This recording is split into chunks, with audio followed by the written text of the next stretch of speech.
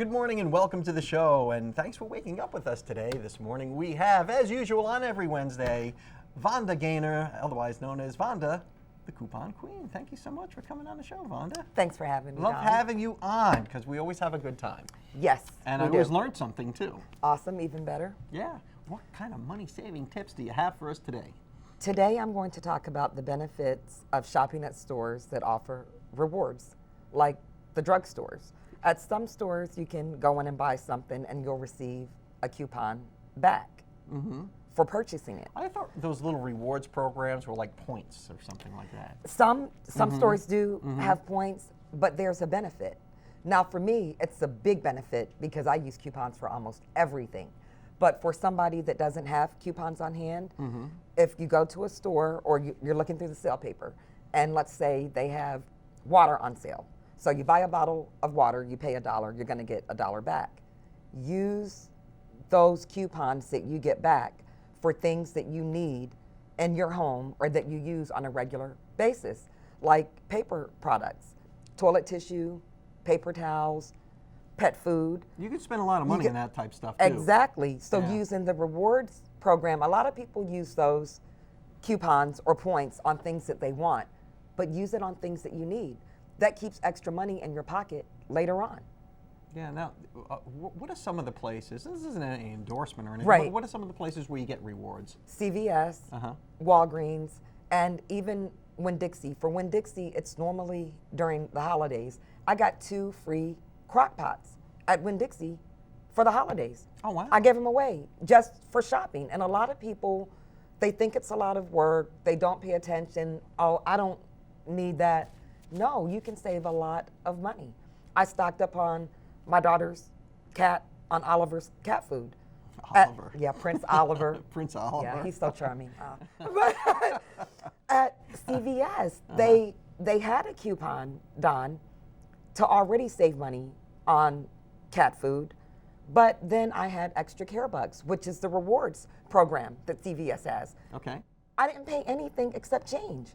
Oh, my. So for things that you use on a regular basis, especially for the viewers that are on fixed incomes, Sure. that gives you instant cash back in your pocket. I mean, if you're a retiree, Yes, you're on a fixed income. Yep, exactly. I mean, you got a little time to Yes. look at the rewards programs. Yeah.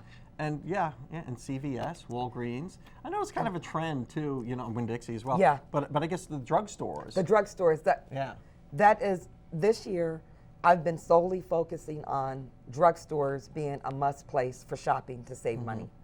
That's like anybody that needs to save money immediately needs to learn how to shop at the drugstores. Because it's not just drugs. No. And dairy, I mean, I don't know if I've said it on the show, nobody else, no other retailer in our area has milk, gallons of milk, cheaper than the drugstores. Nobody. Wow. CVS and Walgreens are the best places to buy milk, gallons of milk.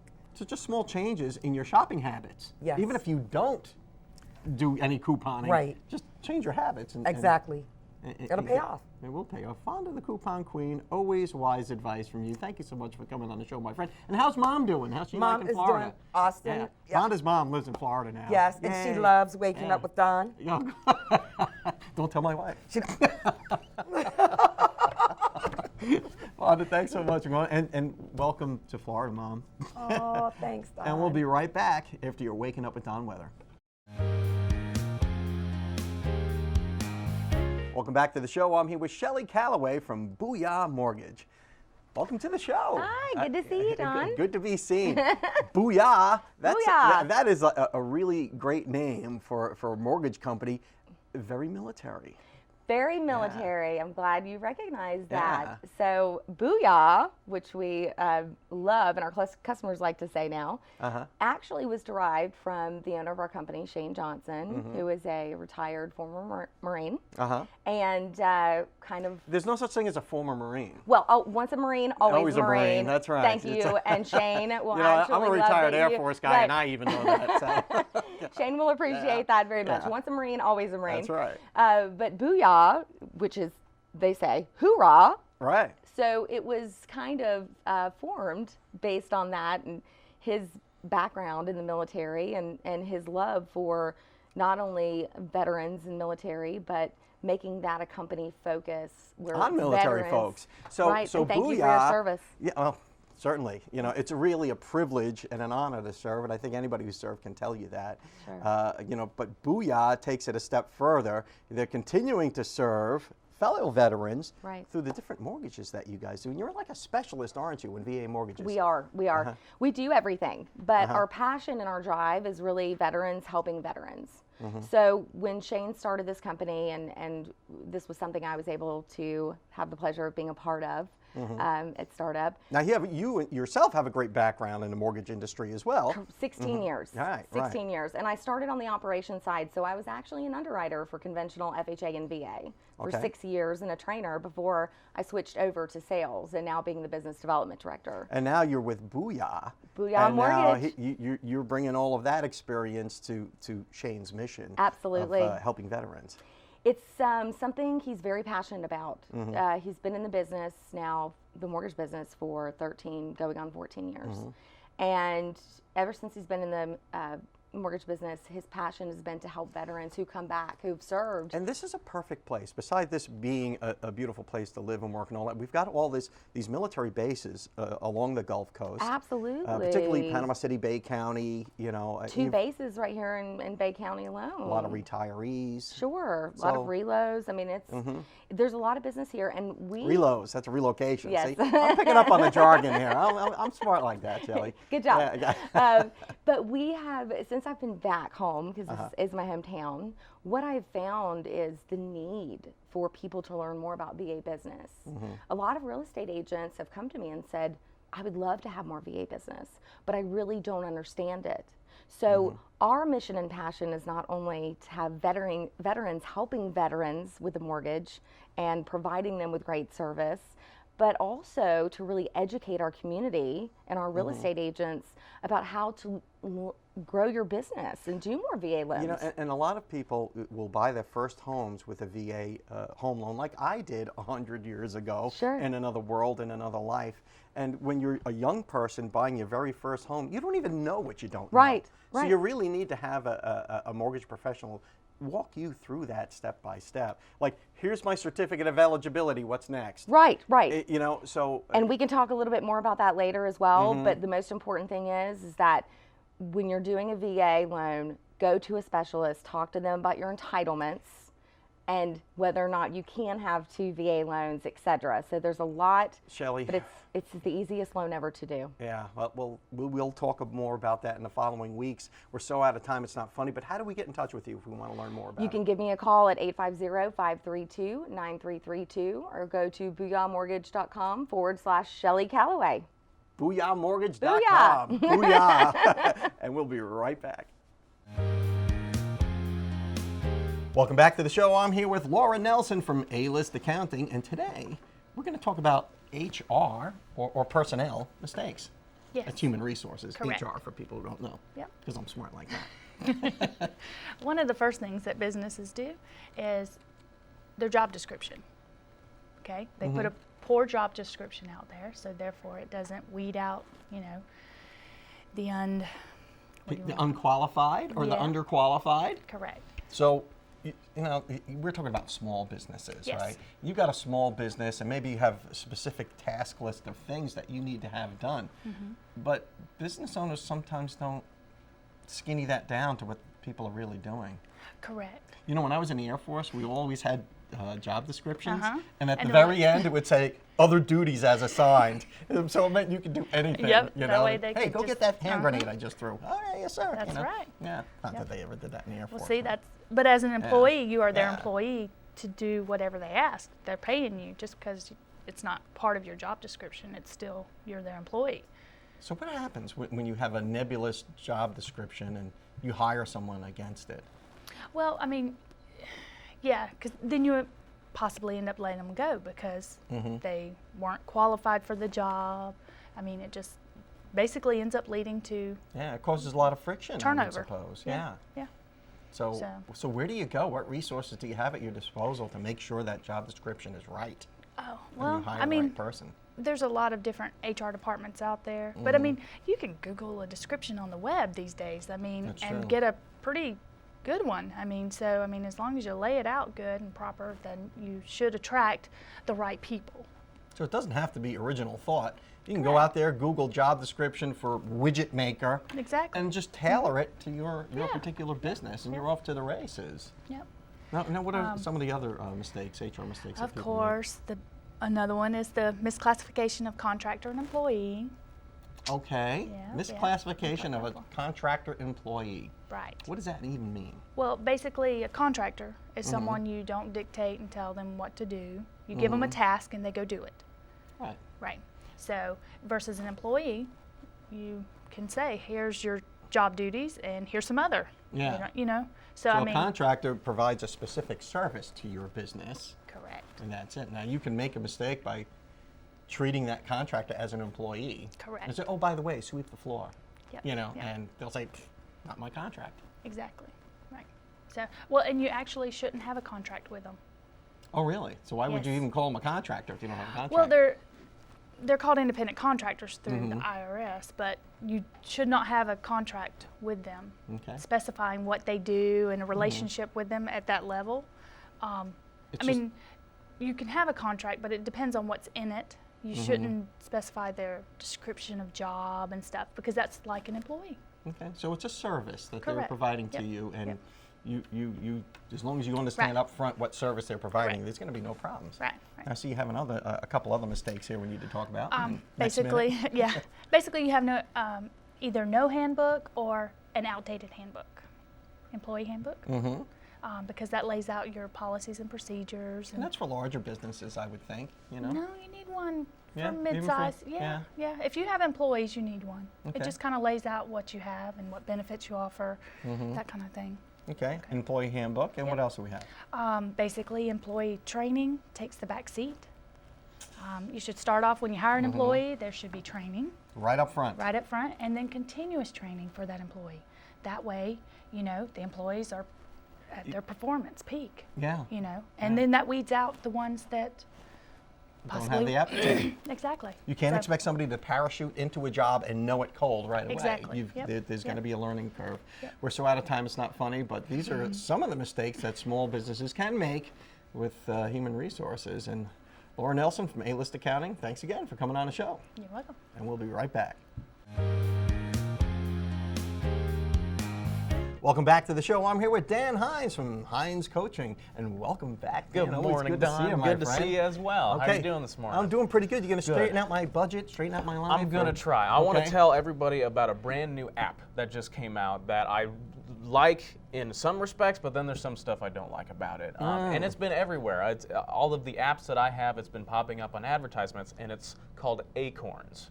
Acorns. Acorns, yeah. It's kind of like, you know, a squirrel. They gather acorns and they start to save up. Plural acorns. Exactly, Not exactly. acorn, no, which is no, something not, totally different. Yeah. Let's not get into that. And so with this app, what you can do is you can put it on your phone, and what happens is you can start to save, not necessarily for retirement, but you can start to save and invest, and it makes it extremely easy.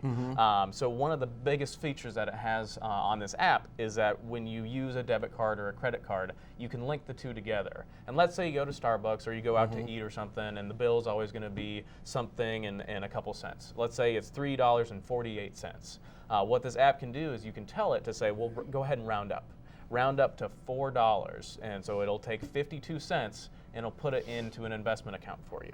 Wow. And so every time that you pay for something, you can do it and you can add more, and it's extremely flexible. But what it can help account you will save it go up. into? Account of your choosing, or one you already have established? Or? That's a good question. It's you have to connect it to a bank account, but it will put it into an investment account, and so it helps you figure out, well, do you want to be aggressive? Do you want to be conservative? And how do you want to do that? So every penny that you put into this app and into this account, then it will start to grow for you as well. You know, instead of having that ashtray full of change in your car, Yes. you know, that we all have, because, you know, who wants to walk around with, I was in Publix not too long ago, great little store, love it there, and that's not a plug for them, they're not an advertiser, we just like to shop there. Yeah. And I forgot what it came up with, like $4.90 No, it came to $4.05. Okay. And I had a $5 bill. I was like, do I really want 95 cents change to walk around with? I'm like, and I exactly said this. I was like, I got a nickel in the car in the ashtray.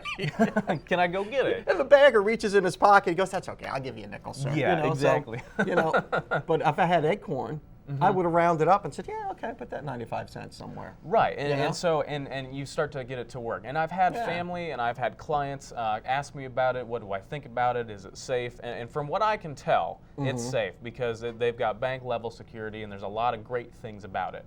But there's one thing that a lot of people I think are going to start to use it for, but it's not good for, and that's retirement.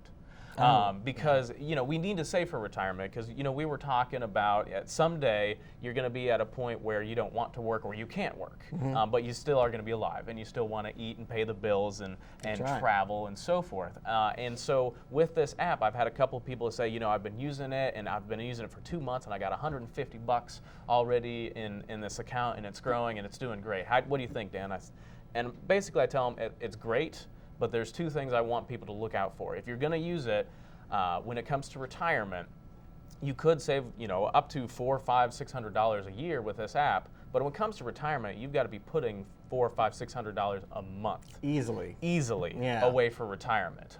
Plus, the app does not have IRAs. It doesn't have those special tax goodness that those retirement accounts So this could be your Go to Europe fund. It could be your vacation fund. Saving up for furniture. Maybe this is going to be your holiday, your Christmas fund as you save through the year. And that's so when it comes to retirement, it's not the best app in the world to do that. But it's a good way, maybe it's a teaching tool for your kids to get started. Dan Hines from Hines Coaching, thanks so much. And Thank as you very Benjamin much, Franklin said, you watch the pennies and the dollars will take care of themselves. Absolutely, Right? absolutely. Thank you very much. We'll be right back.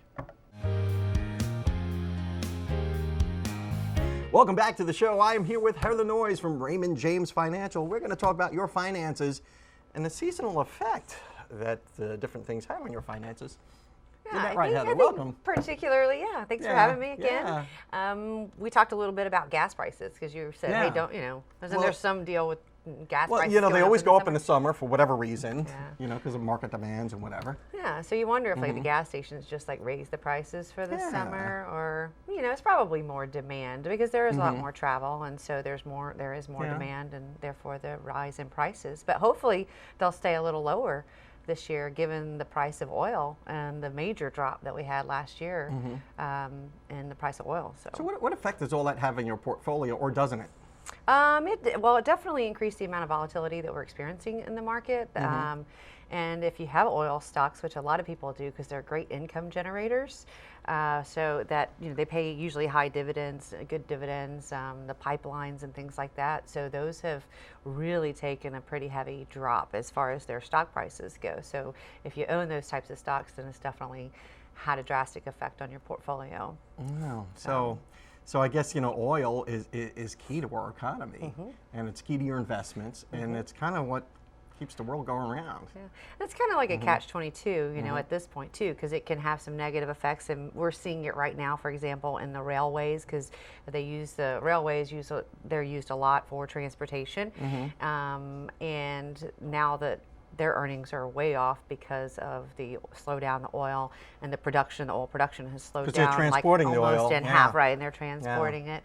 But then on the flip side of that, you've got like an airline, for example, if you own Delta or Southwest or any of those for that matter, they just took an immediate increase as oil prices went down. Their stocks just went up because they've got an automatic increase in profits. Because that literally fuels their industry. And it's true for almost anything. I mean, you think about it, even any kind of manufacturer that maybe has a product that's brought in or shipped out, all of that is the price of oil and the price of gas is all calculated into those things. So what about current events? When you see the USS Theodore Roosevelt steaming into the Gulf of Aden and just the turmoil in the world today, that has an effect on gas prices. It does, and that definitely could be a reason for a rise in prices. As any geopolitical issues, any turmoil, we could definitely see a rise in pricing from just those issues as well. So the market sensitivities can be seasonal, right? And also current events could affect it as well. And certainly on the downside, they could affect them. I guess on the upside, they could too. Yeah. I don't know, you know. Yeah, one other thing Yeah. too, if you think about it as a consumer, your gas prices, you've got more money also in your pocket now, or most consumers do from the lower prices at the pump. But what we're not really seeing yet, and we're kind of waiting for that, is for that consumer to actually start spending, because ultimately that's how it should play out. Americans aren't really good savers. They like to spend as soon as they get it, they'll spend it. So we're kind of waiting on that. But it sounds like they're learning to save now because they're not spending that money they're saving on. They're holding back a gas. little bit right now, and so we think that we'll see that going forward, which should again continue to spur the economy. Hopefully, after the summer, prices will go down again. We hope, and then maybe we'll see that spending happen. Heather Noyes from Raymond James Financial. How do we get in touch with you? Just give me a call at 785-9614. Thank you so much for that great advice, and we'll see you next time.